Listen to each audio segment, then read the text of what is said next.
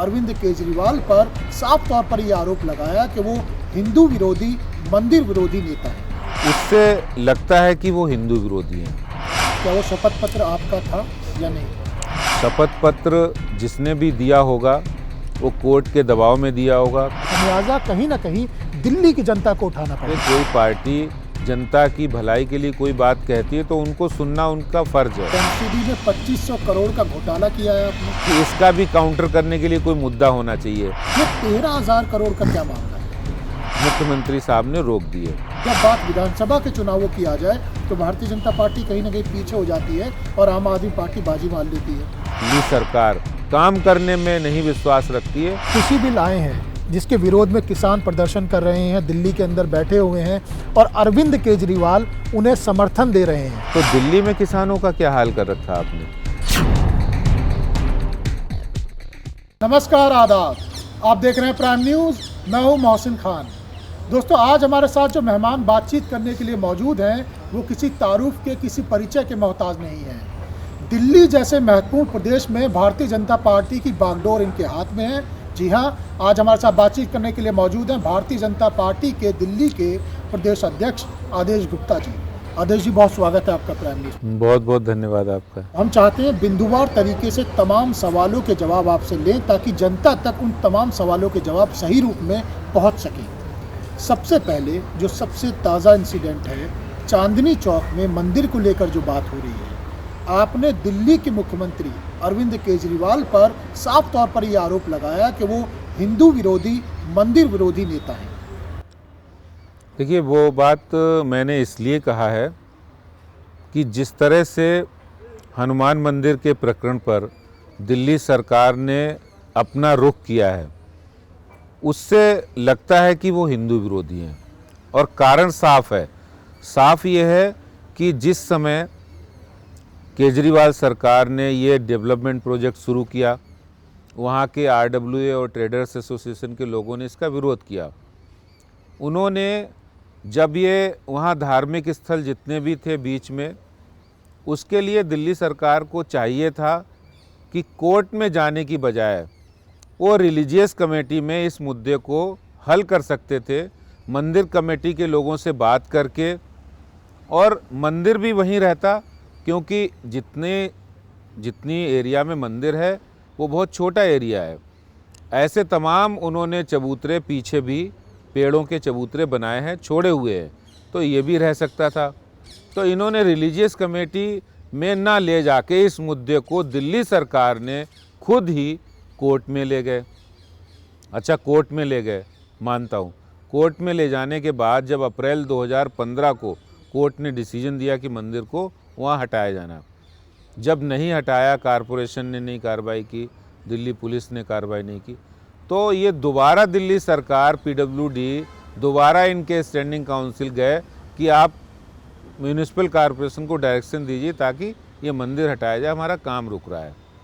तो सवाल ये कि अब जब कोई मामला आप बातचीत से, रिलीजियस कमेटी जो होती है वो धार्मिक स्थलों को, जो पुराने धार्मिक स्थल होते हैं उनको हटाने के लिए अगर रिलीजियस कमेटी में जाता है तो बिना विवाद के मामला सुलझ जाता है। जी, आप आरोप लगा रहे हैं आम आदमी पार्टी पर, अगर वो चाहते तो वो रोक सकते थे, रिलीजियस कमेटी में भेज सकते थे। लेकिन आज आम आदमी पार्टी के ऑफिशियल ट्विटर अकाउंट से ट्वीट आया है कि भाजपा शासित नॉर्थ एमसीडी के अधिकारी ने हाईकोर्ट में शपथ पत्र देकर कहा कि हमने सारी तैयारी कर ली है, मंदिर को तोड़ दिया जाएगा। और इसमें उन्होंने आपको कोट भी किया है कि दिल्ली भाजपा अध्यक्ष आदेश गुप्ता जी बताएं कि ये शपथ पत्र उनका है या नहीं है। देखिए, मैं आपको, जहाँ पर ये मंदिर है, उस मंदिर वो जो जिस जोन में आता है वो आम आदमी पार्टी के चेयरमैन हैं, और वो आम आदमी पार्टी का चेयरमैन में कारपोरेशन में काम करते हैं, पहली बात। दूसरी बात है, जब बार बार दिल्ली सरकार कोर्ट में जा रही है और कोर्ट अगर उनको कोई आदेश करता है तो अधिकारी तो कोई भी कोर्ट की बात मानेगा। तो वो तो दबाव तो दिल्ली सरकार की तरफ से था। आप जाते ही नहीं कोर्ट जाते नहीं, और मामला पहले कहते कि हम धार्मिक समिति में लेंगे और मामला सुलझा सकते थे।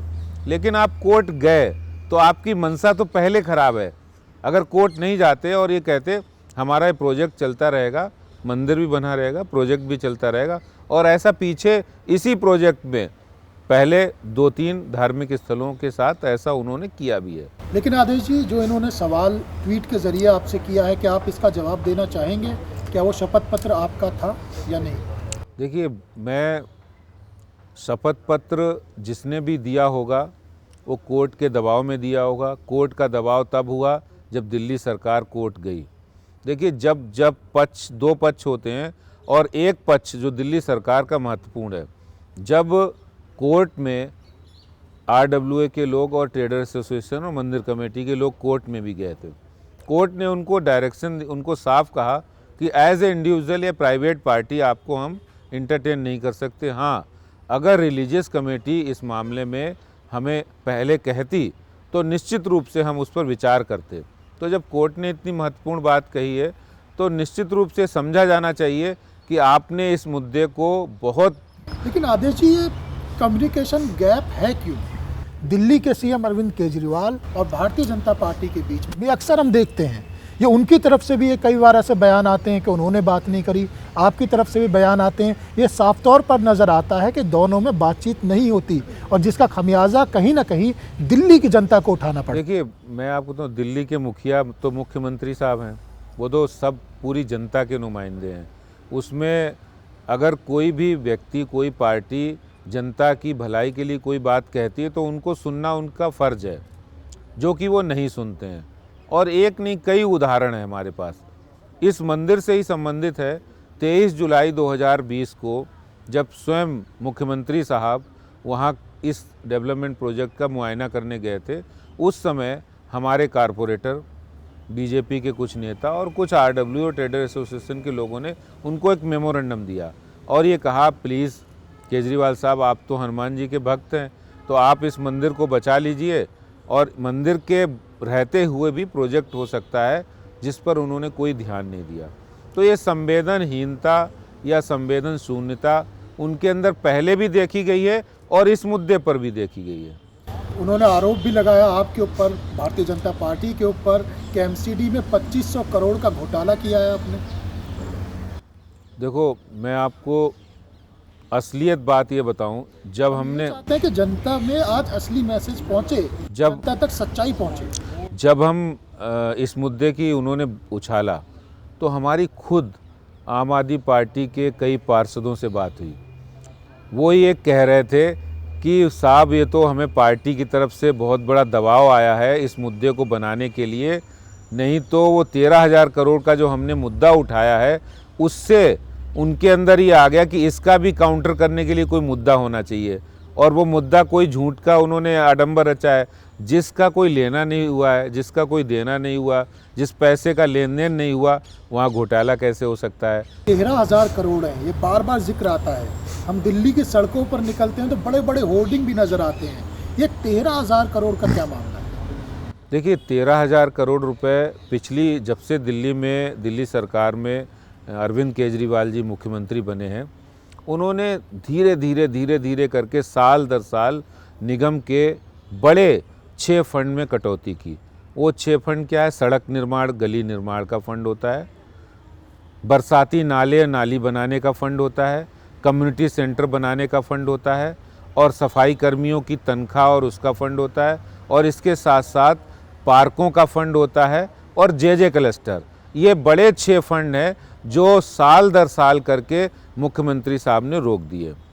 फिर उसके बाद पहले 17.5% ग्लोबल शेयर मिलता था, उसमें कटौती करके उन्होंने 12.5% किया। अब 12.5% से घटा के 10% किया, और हद तो तब हो गई जब इस कोरोना काल में उन्होंने उसका भी आधा कर दिया, और आधे में भी सिर्फ 25% पैसा ही उन्होंने, साल समाप्त होने को है और 25% पैसा ही रिलीज किया। अब आप ये बताइए कि जब रेवेन्यू उनके पास आता है, टैक्स उनके पास जमा होता है, जिसका ग्लोबल शेयर निगम को देना उन्हें उनकी ड्यूटी है। जब हम डेंगू की बात करते हैं, लावा की बात करते हैं, मलेरिया की बात करते हैं, चिकनगुनिया की बात करते हैं, दिल्ली सरकार बड़े बड़े विज्ञापन देती है कि कितना कार्य उन्होंने इन्हें ख़त्म करने के लिए किया। दिल्ली सरकार के द्वारा उन्होंने कितना पैसा खर्च किया, बड़े बड़े विज्ञापन देखने में नज़र आते हैं। एमसीडी ऐसा कोई कार्य क्यों नहीं करती है? वो क्यों नहीं डेंगू रोकने के लिए काम कर रहे हैं? देखिए, मैं आपको बताऊं, आप भी जानते हैं और पूरी दिल्ली जानती है कि जो भी काम डेंगू, चिकनगुनिया और जल जनित बीमारियों से संबंधित होता है वो सारे एमसीडी के वर्कर करते हैं, पब्लिक हेल्थ के वर्कर होते हैं, डीबीसी वर्कर्स हैं। वो घर घर जाके लाखों घरों की चेकिंग करते हैं, वहाँ अवेयरनेस करते हैं, आरडब्ल्यूए के साथ मिलके अवेयरनेस करते हैं और ये सारा अभियान निगम पार चलाता है। वो एमसीडी करते और वो सिर्फ उस पर अपना स्टिकर चिपका रहे हैं, अपना मोहर लगा रहे हैं, विज्ञापन दे रहे हैं, क्योंकि विज्ञापन पैसा उनके पास है। 65,000 करोड़ का बजट है और वो सारे बजट का मिसयूज़ कर रहे हैं, कहीं अपने विज्ञापन एफएम पर, रेडियो पर, अखबारों में, और यहाँ नहीं, दिल्ली नहीं, दूसरे राज्यों में। आप देखिए, मैं अभी उत्तराखंड के मुख्यमंत्री साहब से मिला तो वो मेरे से पूछने लगे कि वहाँ दिल्ली में कोई बाइक एम्बुलेंस आ गई है जो गलियों में सब लोगों को जो बीमार होगा उनको अस्पताल तक ले जाएंगे। तो मैंने कहा वहाँ तो नहीं है। बोले यहाँ उत्तराखंड में वो विज्ञापन दे रहे हैं कि यहाँ सरकार आएगी तो हम बाइक एम्बुलेंस दिल्ली की तरह यहाँ लागू कर देंगे, क्योंकि यहाँ भी सकरे रास्ते हैं, पहाड़ी दुर्गम इलाके हैं, वहाँ आपको सहूलियत होगी। साफ तौर से ये कह रहे हैं कि सारे काम एमसीडी करती है और उसका क्रेडिट जो है वो विज्ञापन के जरिए आम आदमी पार्टी ले लेती है। देखिए, क्रेडिट चोर तो उन पुरानी आदत है उनकी, क्रेडिट लेना और झूठी बातें कहना, लोगों को अलग अलग झूठे विज्ञापन देना। अब आप देखिए, दिल्ली में बहुत सारे आप देखिए उनके विज्ञापन लगे होते हैं जिस पर कभी युद्ध प्रदूषण के विरुद्ध, लेकिन कोई ठोस काम, मैं दिल्ली सरकार को, दिल्ली के मुख्यमंत्री साहब से बड़ी विनम्रता के साथ कहना चाहता हूँ, वो कोई ठोस 10 काम ये बता दें कि हमने प्रदूषण पर ये काम किया था, हमने डीबीसी, हमने हेल्थ के लिए काम किया। काम तो किए नहीं। हाँ, उनके पास पैसा है तो विज्ञापन दे सकते हैं।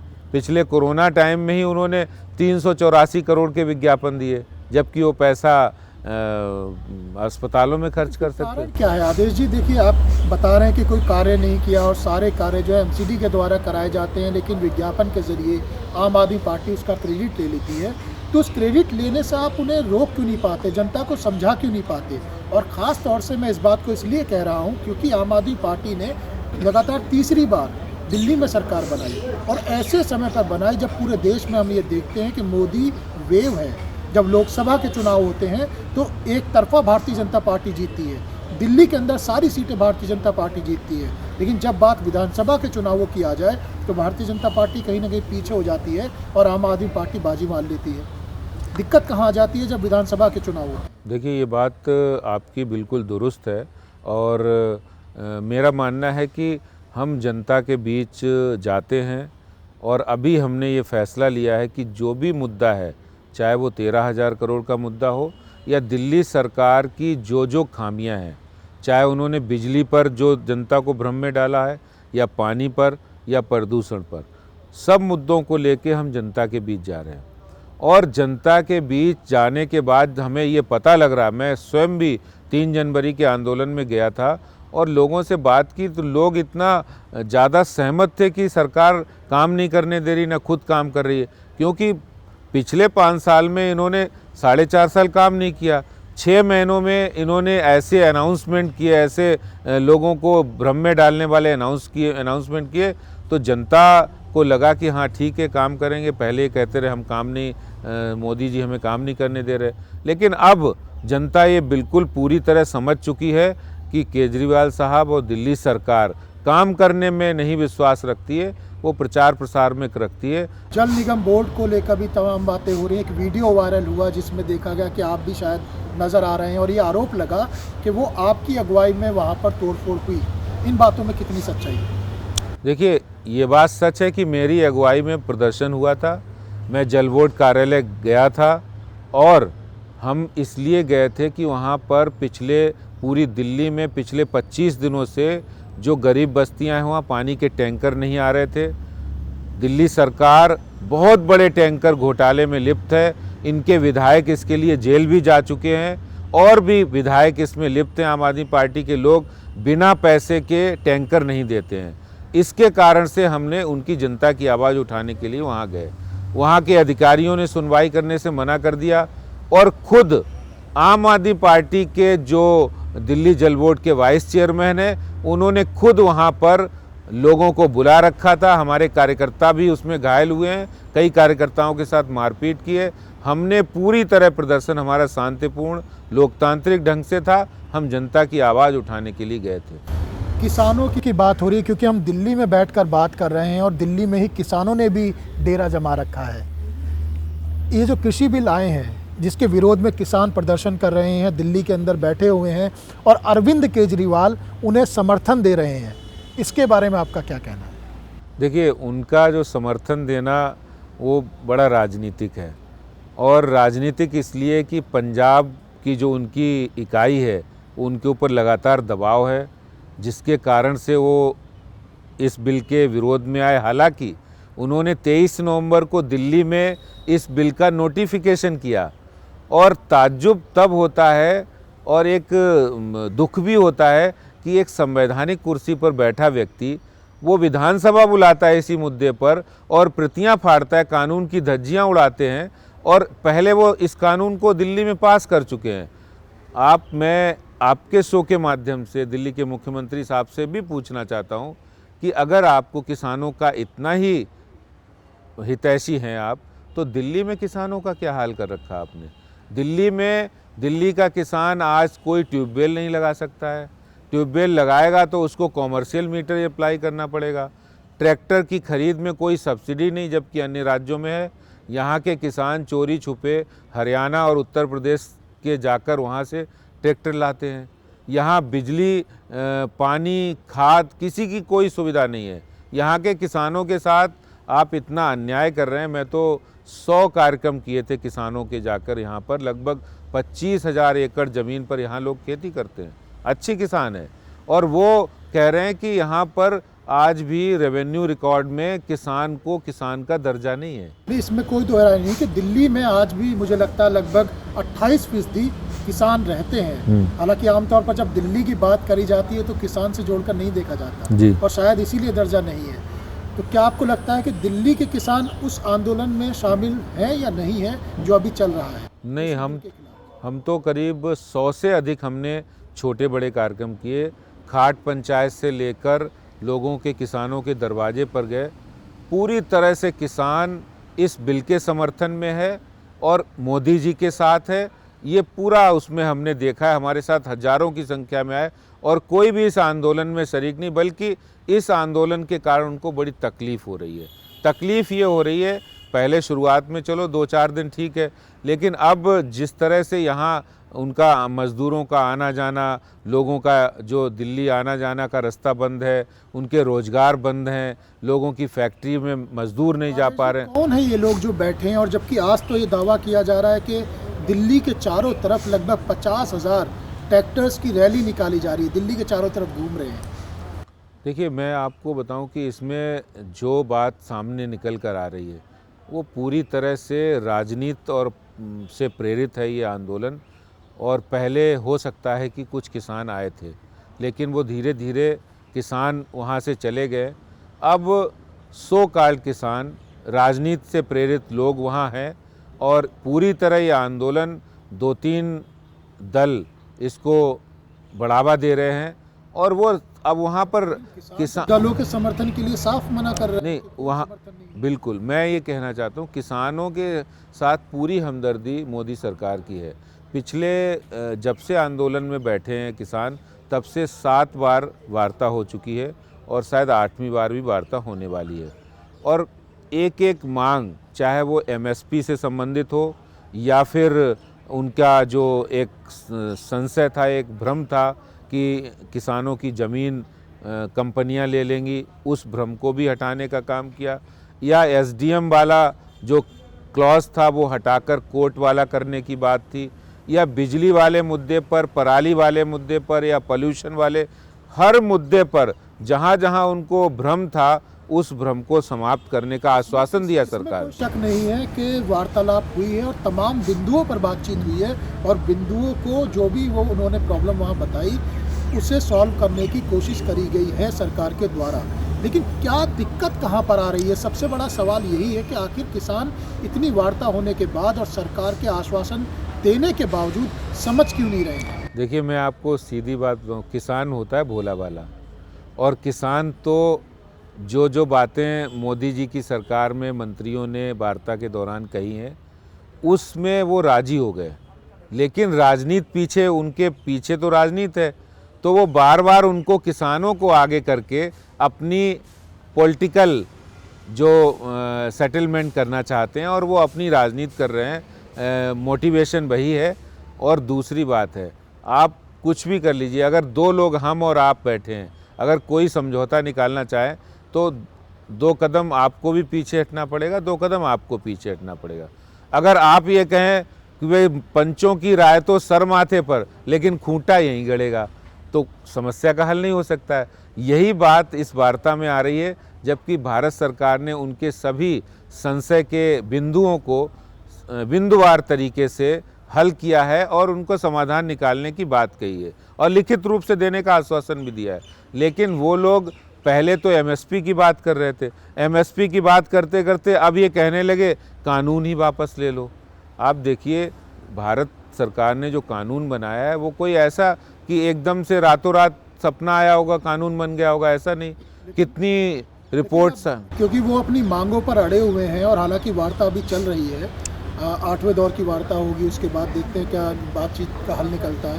लेकिन किसान ये कह रहे हैं कि 26 जनवरी तक अगर कोई हल नहीं निकला और सरकार ने ये बिल वापस नहीं लिए तो वो परेड ग्राउंड में जाएंगे।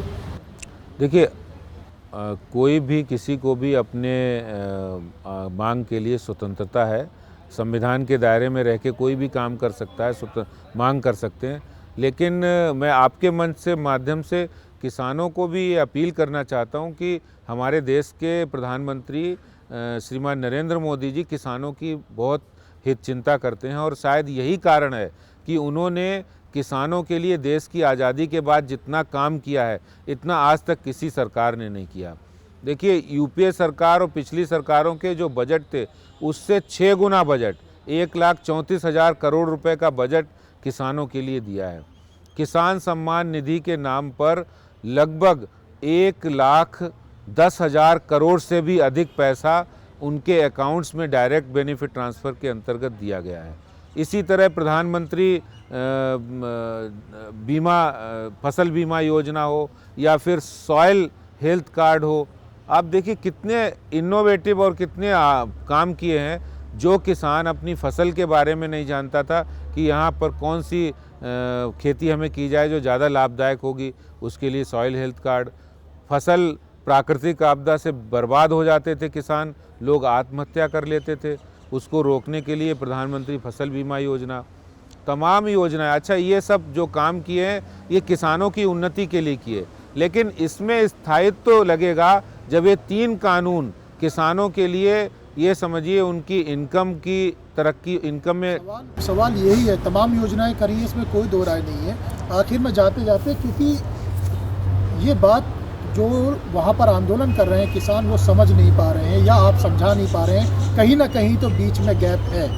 आपको क्या लगता है, ये आप लोगों की बातचीत का हल, किसान और आपकी भारतीय जनता पार्टी सरकार की बातचीत का हल कब तक निकल पाएगा और ये किसान अपने घरों में कब वापस चले जाएंगे? अगर छोटे में आप बता सकते। देखिए, क्योंकि आप भी महत्वपूर्ण पद पर हैं। उम्मीद और आशा हमेशा रखनी चाहिए और हम आशावादी हैं। हम किसानों से उम्मीद भी करते हैं कि वो शीघ्र ही ये बात समझ जाएंगे कि प्रधानमंत्री जी और केंद्र सरकार हमेशा किसानों के हित की बात करती है और जो आपकी आशंकाएं हैं उन आशंकाओं को हम निर्मूल साबित करेंगे। और प्रधानमंत्री जी ने इतना बड़ा पैकेज, 1 लाख करोड़ रुपया उन्होंने FPO, फार्मर प्रोड्यूसर ऑर्गेनाइजेशन बनाने के लिए दिया है और मुझे लगता है कि इससे क्रांति आने वाली है। आने वाले समय में लोग खेती करेंगे, बिजनेस छोड़कर खेती करेंगे। इस तरह का जब आने वाला, जनवरी से पहले ये मामला सुलझ जाएगा, पूरी उम्मीद है और निश्चित रूप से समझेंगे किसान। और वास्तव में बहुत सारे किसान इस बात को समझ भी गए होंगे, नहीं तो पूरे देश में किसान हैं, उत्तर प्रदेश, बिहार, हर जगह किसान है। लेकिन कुछ जगह के किसान यहाँ बैठे हैं या फिर कुछ पॉलिटिकल मोटिवेटेड लोग बैठे हैं। मैं समझता हूँ कि ज़रूर समझेंगे और भारत सरकार भी उनके लिए पूरी बात मानने के लिए तत्पर है। आदेश जी, आखिरी में अगर आप प्राइम न्यूज़ के माध्यम से दर्शकों को कोई मैसेज देना चाहते हैं या कुछ कहना चाहते हैं, कह सकते हैं। मैं प्राइम न्यूज़ का भी बहुत धन्यवाद और आभार करता हूं, और साथ ही साथ मैं ये बात ज़रूर कहना चाहता हूं कि नए साल में हमारे सामने बहुत सारी चुनौतियां हैं, और 2021 का वर्ष आप लोगों के लिए शुभ हो, संकल्पों से युक्त हो, और हमारा देश आगे बढ़े। जो कोरोना जैसी चुनौतियों को हमने बहुत बखूबी हमने लड़ाई की, उन चुनौतियों से टक्कर ली है, और मुझे आशा ही नहीं पूर्ण विश्वास है कि प्रधानमंत्री श्रीमान नरेंद्र मोदी जी के नेतृत्व में ये देश आगे बढ़ेगा, और हम कोरोना को भी हराकर अब वैक्सीन आने वाली है, और इसके साथ साथ हम देश को आगे बढ़ाने का और आत्मनिर्भर भारत की ओर हम बढ़ेंगे, ऐसा मेरा पूरा विश्वास है। आदेश जी, आपने प्राइम न्यूज़ को समय दिया, सारे सवालों के बेबाकी से जवाब दिए, आपका बहुत बहुत धन्यवाद। Thank you. तो ये थे हमारे साथ दिल्ली भारतीय जनता पार्टी के अध्यक्ष आदेश गुप्ता जी, जिन्होंने तमाम सवालों के खुलकर जवाब दिए। अभी के लिए बस इतना ही। बाकी खबरों के लिए देखते रहिए प्राइम न्यूज़, क्योंकि खबरों का सिलसिला यहाँ कभी नहीं थकता। नमस्कार।